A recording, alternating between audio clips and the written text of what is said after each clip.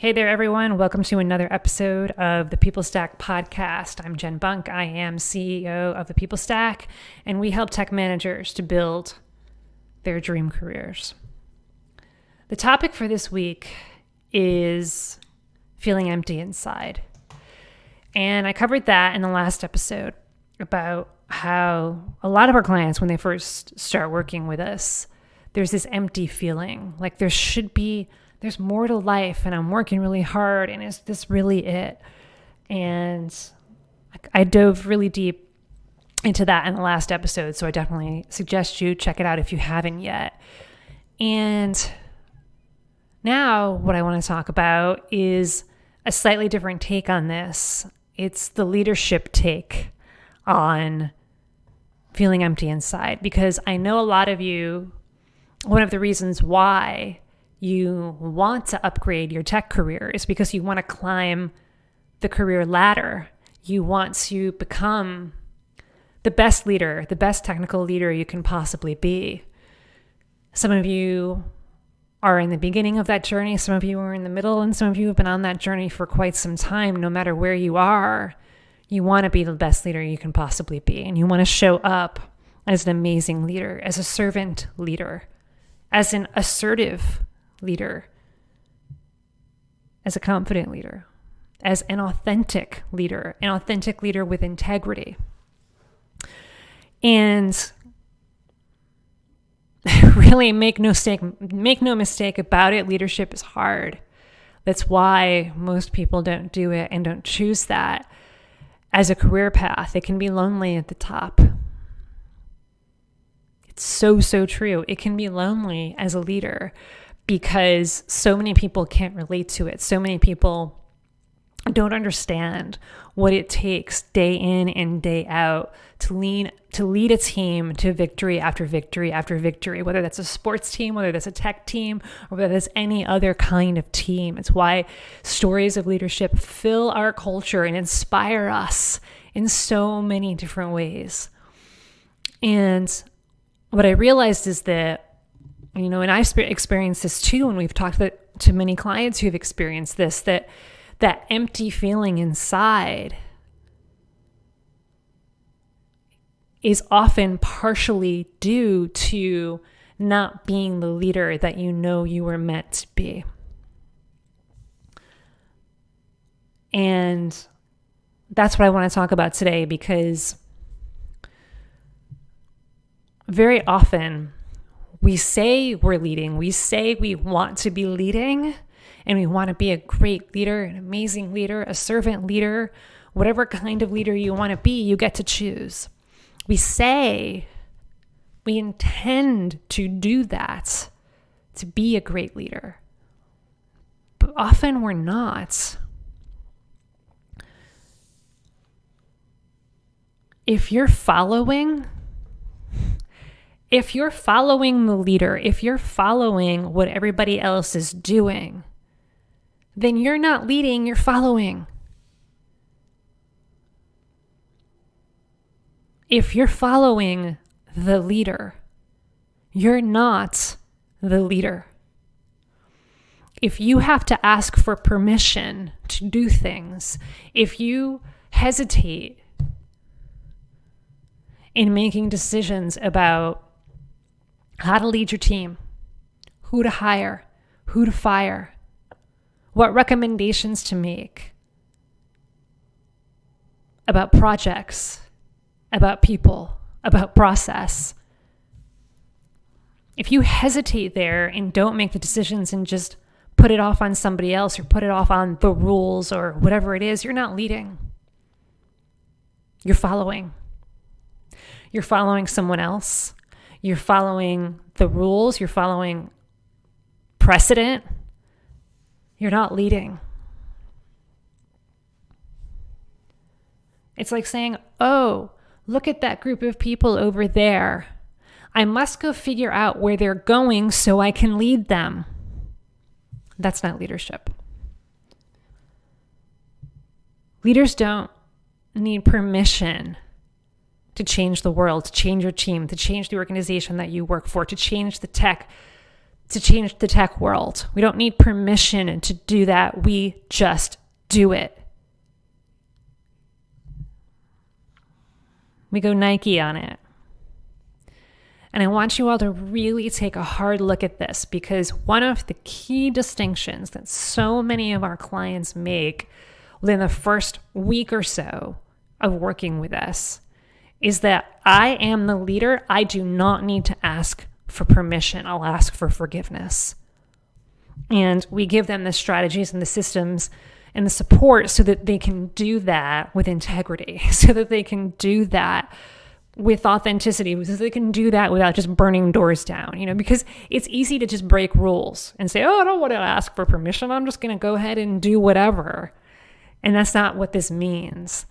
It means that you do what's right. You do what's hard. You do the things, you make the decisions, you make the recommendations, you take the actions that everybody else is scared of or is too tired to do it or just doesn't feel confident enough to do it because you're the leader. And that empty feeling inside that when you close your laptop at the end of the day, wind down at the end of the day, and you wonder what more there is, it just could be because you say you're leading, you're intending to lead, but you're really not. Take a hard look at that, because leaders don't ask for permission. They ask for forgiveness. And look, I get it.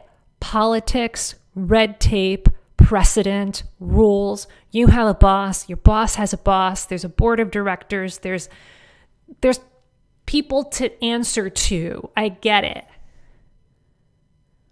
But at the end of the day, you're in charge of your team. You're in charge of what you're in charge of. And if you're not leading a team yet, you're in charge of something. You're in charge of your career. You're in charge of your life. And what matters more than anything to a true leader is her principles, her mission, her collective mission of where she's taking everybody with her. That principle, the mission, the values, the vision for a better tomorrow to change the world. That is what guides her. So ask yourself the question, what guides me in my decision making, especially in my work-related decision making? For example, well, before I get to the example, answer that question for yourself. What guides you in your work-related decision making? Is it your mission, your vision, your values, your principles, what you stand for? Or is it the rules and precedent and other people and wanting to not piss anybody off and step on any toes in the process? Leaders step on lots of toes. You can't please all of the people all of the time.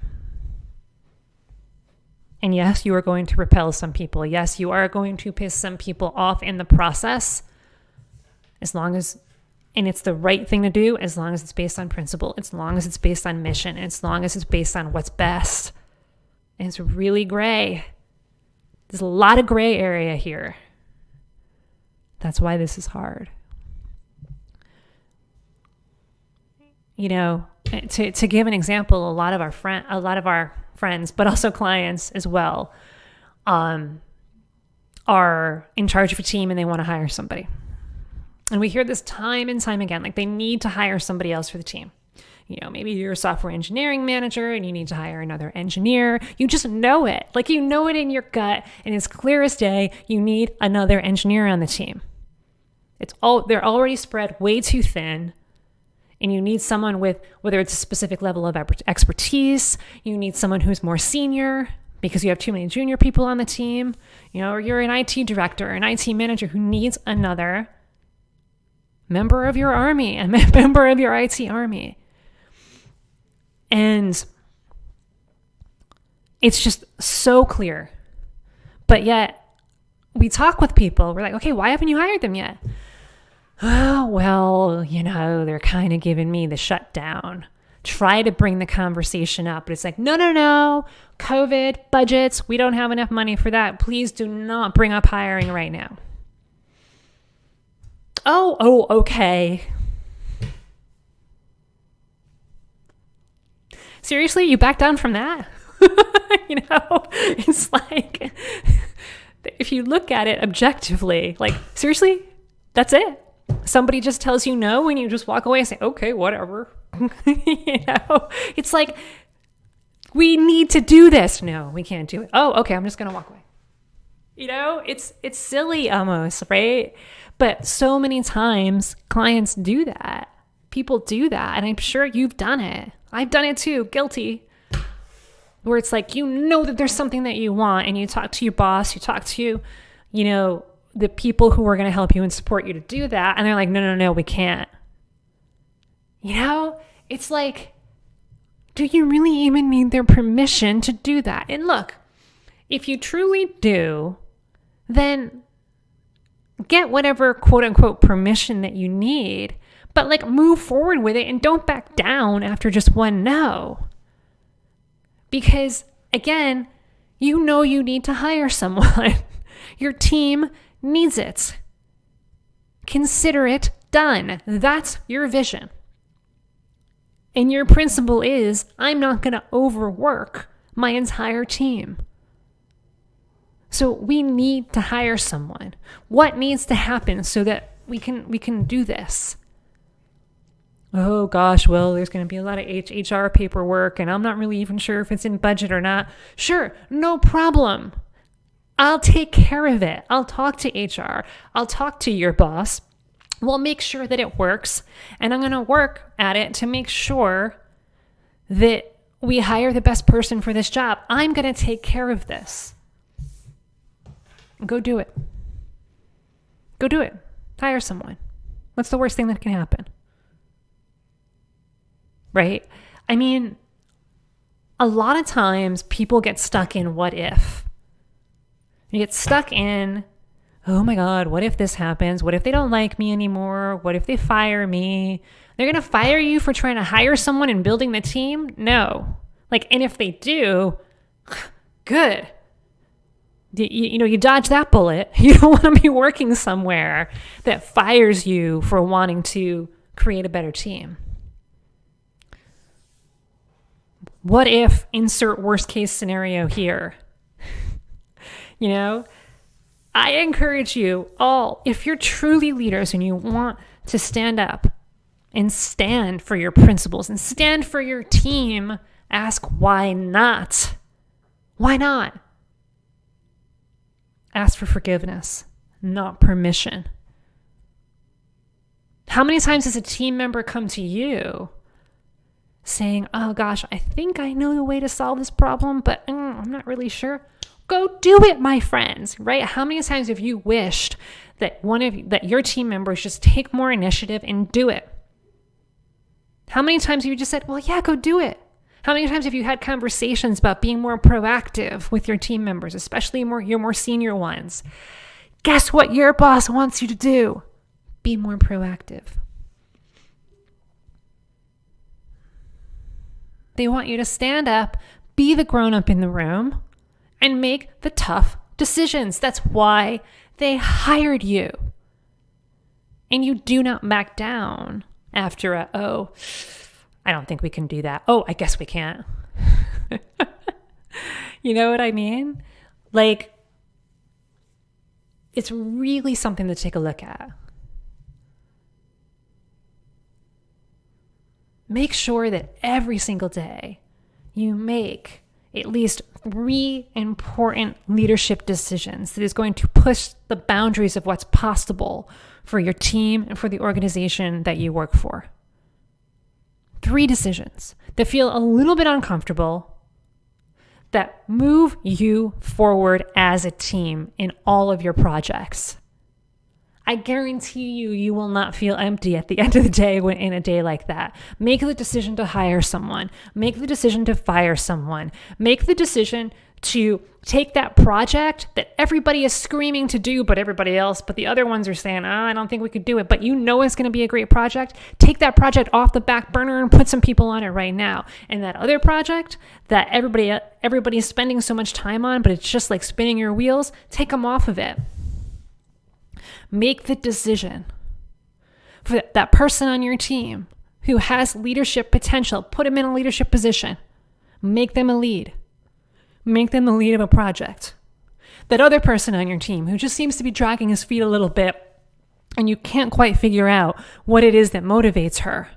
Have that conversation with her to find out what motivates her and then go give her a project so that she does feel motivated. This is a day in the life of a leader, folks. If you're not making at least 3 to 4 to 5 of those kinds of decisions every day, that's why you're feeling empty inside. That's why you're feeling empty inside. You got to be able to make the tough choices. And look, they're tough for a reason because nobody else wants to do it. You're the leader. You got to stand up and you got to do that. And I know and I absolutely appreciate that this could be the thing that's keeping you from up-leveling your career, from climbing the technical career ladder, is that you know that this is all true and you get it, but yet time and time and time again, you're just following the rules. You're following other people. You're following precedents. And if you're following those other things and other people, you're not leading. And you want to stand up and be the leader, but you don't know how. You can't find the confidence to do it. And you don't have enough sustainable systems and strategies in order to know how to deal with the unknown. Because leadership is a lot of dealing with the unknown. I know it's hard, and that's why we're here. So if you've been struggling to truly lead, and that's what's been leaving you empty inside, it's time for you to book a call with us, thepeoplestack.com/book. We'll have an open and honest conversation. We're going to get to the truth about what it's really going to take for you to step up and rise up and call forth your inner badass tech leadership superhero. And I'll tell you from the beginning that this is not easy. We're talking about building your dream career here. We're talking about becoming among the top 1% of technical leaders in this world. This is not easy to do. But if you're ready to raise your hand and say, that's me, I am committed to doing that, then we want to talk with you so that we can help you get there. thepeoplestack.com/book. We know that this is not for everyone and we make it really clear. So if you want to keep consuming information, if you want to keep watching YouTube videos and doing Google searches for the best leadership books and looking for the best virtual conferences on leadership, watching TED Talks, consuming information, that's cool. You can do that. We want to talk to the ones who are ready for transformation, are just done with all of the information because you know you're just in information overload, and the information overload leads to analysis paralysis, and analysis paralysis leads to that empty feeling inside because you're not leading and you want to lead. You know you were born to lead. You just haven't quite figured it out yet, and you need the support in order to do that. That's what we're here for. Book a call with us today, thepeoplestack.com/book. There's a number of reasons why you might be empty inside, and I'm not going to try to come up with all of them. But I know that you're listening to this podcast, that you're listening to this for a reason. And part of that reason is you want to upgrade your tech career. You wouldn't be listening to this if you weren't. So there is a part of you that's feeling empty inside because you haven't gotten where you wanted to in your career. There's a gap. And you want to fill that gap and you want to get there because you want to stop feeling empty inside. You want to become the leader you know that you were destined to be. And you know it's not going to be an easy journey, and you know you need help with it. So it's time for you to get that help. It's time for you to rise up together with other committed technical leaders just like you. And take a good look in the mirror. Are you leading or are you following? Because if you're following the rules and you're following other people and you're following process and you're following precedent and you're following everything else, anything else, you're not leading. Stand up and lead. That's what you were born to do. That's it for the day, folks. Talk to you really soon.